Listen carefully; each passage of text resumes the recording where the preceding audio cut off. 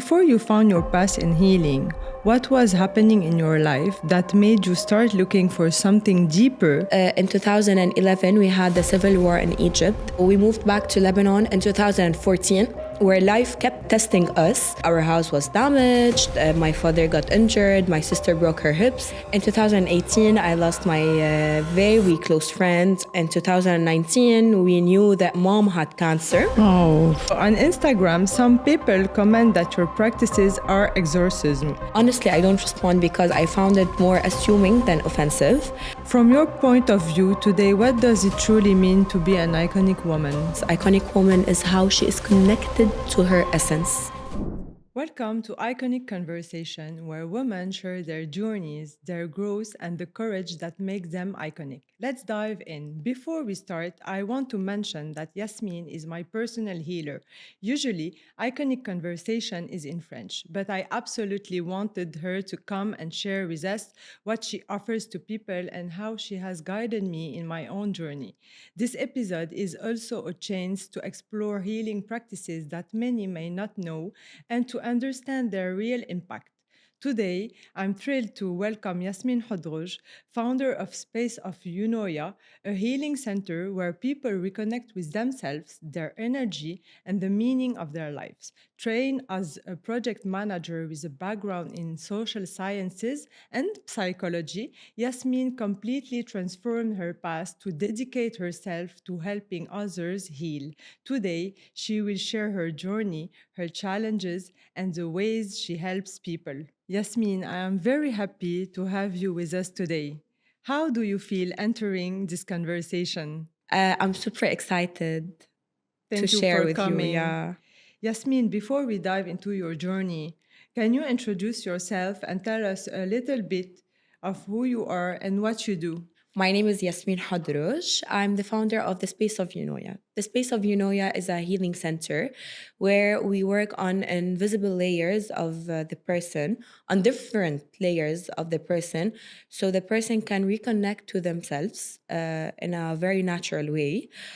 Basically, we offer one-to-one healing session with me, where it combines energy healing, somatic work, Chinese medicine principles, Reiki, pranic.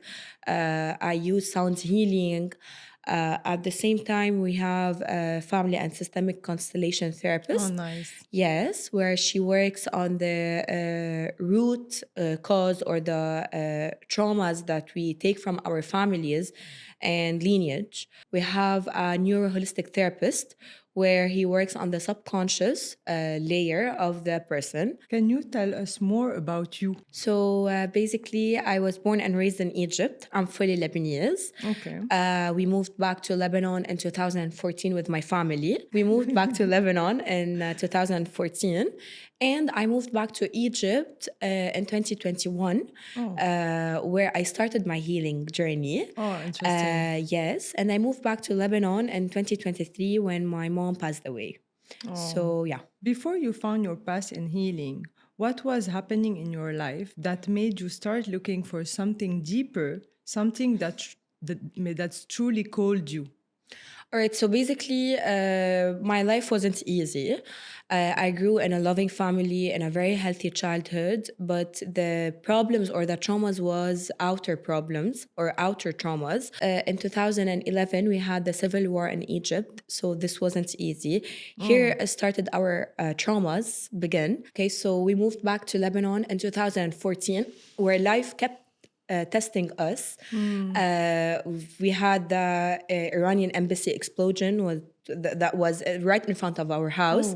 So our house was damaged. My father got injured. My sister broke her hips. It was a very traumatic incident.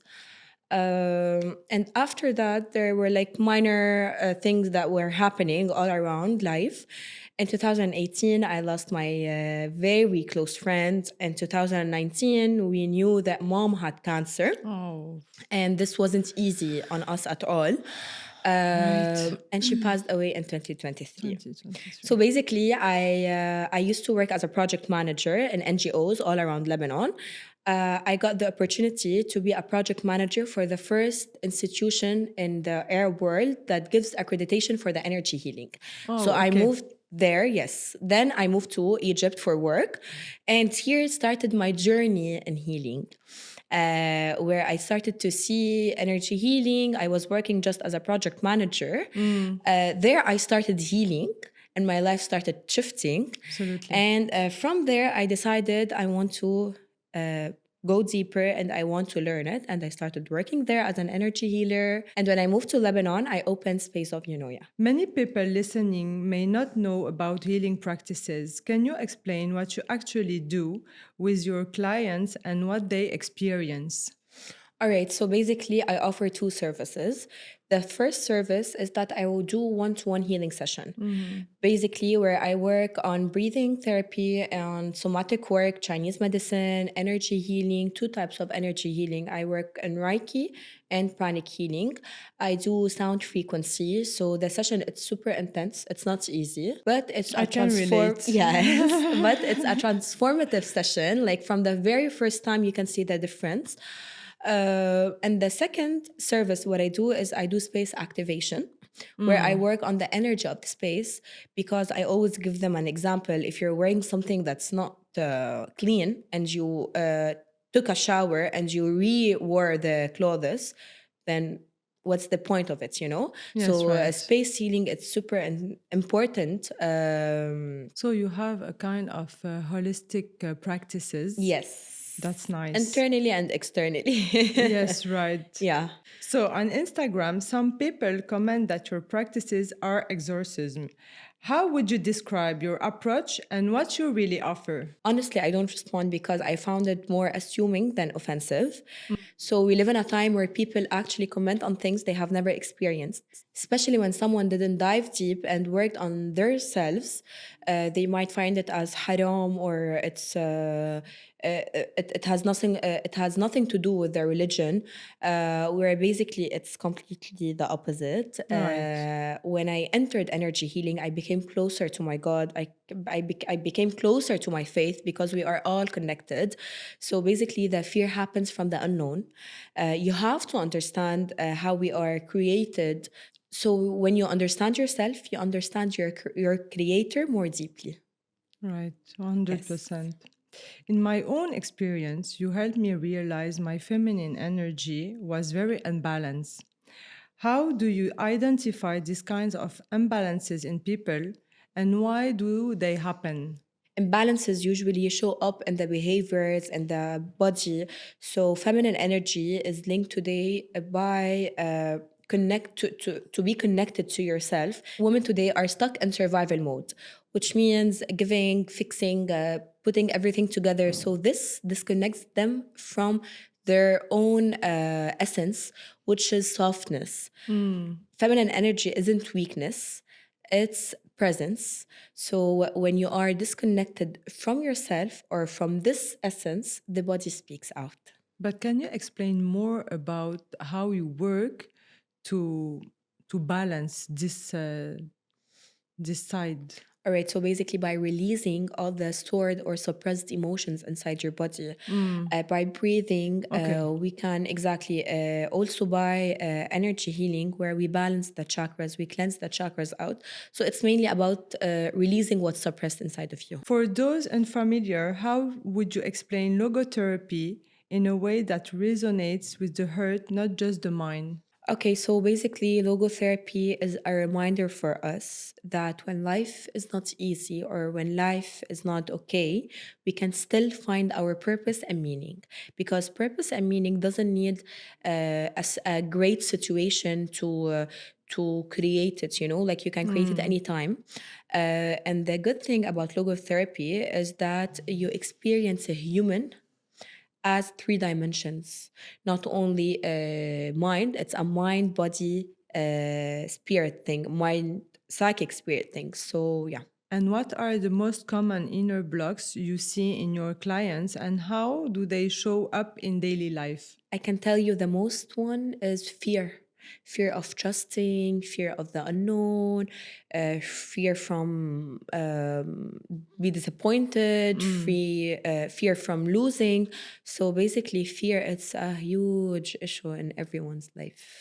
Through guiding others, what have you discovered about yourself along the way? I can tell you what I have discovered about life is that life life's injustice is a pure justice. Like we usually keep nagging about our life.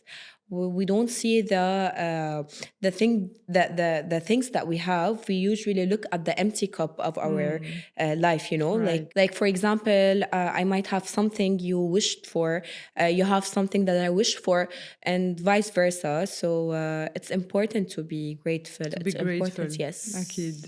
As a single woman, how has your healing journey influenced the way you approach love and partnership? Okay, so basically, when you start healing, you start you start not being complete. No one is complete. No one's perfect, but you start knowing your worth, knowing your boundaries more, loving yourself, which is the most important thing. So actually, when I start loving myself right, seeing myself right, here love comes very natural. I'm not gonna tell you I manifested the love of my life because he came alone. You But manifested. yeah, exactly, like my yeah, Kind of. kind of. So basically, when this happens, you see yourself, like you attract what you are. You know, when I love Really important. exactly. So Really when I loved important. myself and I cherished myself and I respected myself, I attracted someone who is deeply in love with me, who is deeply proud of me, who deeply cherishes me. So yeah. Really nice.